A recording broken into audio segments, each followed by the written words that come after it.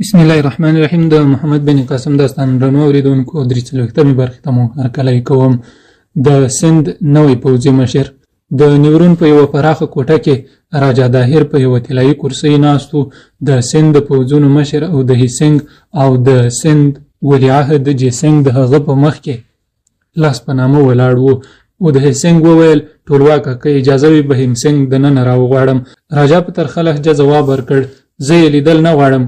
که هغه ستا زوی نه وای نو د مستو پیلانو پښو ته به مې غورځولی وای.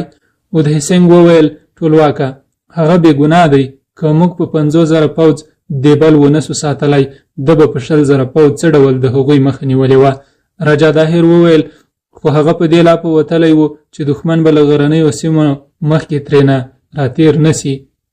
هغه دا وویل چې تر څو د دښمن پوځ د دوی د 100,000 پوځ د ډبرو تر باران لاندې په ځمکه کې خښ نسی بیا به دلته نه راګرځي او مخ به نه راښکاروي. او د هیسنګ وویل ما کله هم د هغه تایید نه دی کړی. له ما سره د دښمن په زړورتیا کې هیڅ شک نه و. که په دې بل کې هغوی زموږ د 50,000 پوځ د غشو په باران کې پر کلا کمندونه راغورځول او په دیوالونو را اوښتلی سوای نو د دوی د 100,000 پوځ د ډبرو باران هغوی د غونډیو او لوړو څوکو له نیولو نه نسو ایسارولی. راجا وغورېده او ویې ویل ماته د دیبل 50,000 پوځ مه یادوه. په هغوی کې نږدې نیمایي د دیبل ډارن سوداګر وو. کاشکې ماته دا معلومه وای چې پرتاب د دیبل له خزانې نه د سپاهیانو پر ځای پسونه روزلي. او د هیسنګ وویل ټولواکه زه دیبل ته ستا له تګ سره مخکې هم مخالف وم. د راجا ماته او تېښته په پوځ بد اثر غورځوي. راجا وویل د بګوان شکر دی چې ما ستا خبره ونه منله کنه نو دا 10,000 پوځ به هم نه و ژغورل سوی. او د هیسنګ وویل ټولواکه که تا په تېښته کې لږه عجله نه وای کړې نو شهزاده جیسنګ د هیسنګ خبره پوره کېدو ته پرې نه ښودله او په چغه یې وویل د هیسنګه په صد خبرې کوه. ټولواک ځکه دې بل پرېښود چې ملګري یې ستا په شان ډارون وو. د هیسنګ حوصله ختمه سوې وه خو بیا یې هم له زغم نه کار واخیست او ویې ویل شهزاده ته پوهېږي چې بهیمسنګ ډارن نه دی. هغه له تا سره ډېر لوبېدلی دی. شهزاده وویل هغه ډارن نه دی خو احمق دی. بیا هم زه له پلارجان نه غواړم چې هغه دلته راوبولي. پاچا جیسنګ ته وکتل ویې ویل راویې غواړئ. او د هیسنګ په دروازه کې یوه سپاهي ته اشاره وکړه.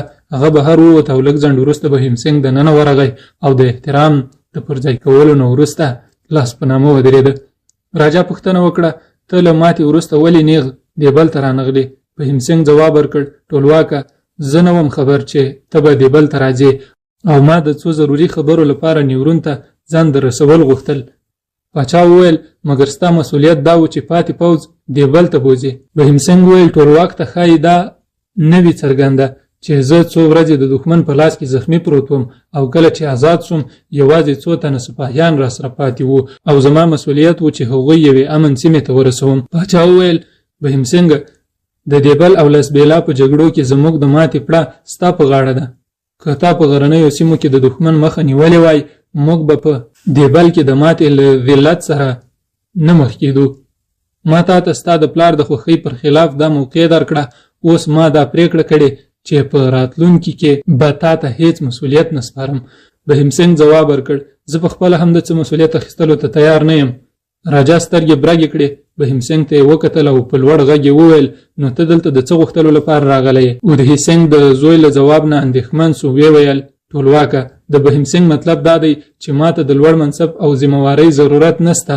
هغه ستا د بري لپاره د یو سپاهي په څیر خدمت د ځان ویاړ بولي. بهیمسنګه ټولواک درنه خفه دی. په پښو یې ورپرېوځه. بهیمسنګ ویل پلارجانه د پاچا احترام په سر سترګو خو زه د هغه په وړاندې دروغ نسم ویلی. زه ټپي وم او د دښمن د لښکرو مشر په خپل لاس زما په زخمونو پټۍ ایښودې. زما ژوند یې له خطر نه وساته او زه یې له دې وعدې نه پرته پرېښودم چې بیا به د دوی مقابلې ته نه ورځم. ما ته یې خپل آس راکړ.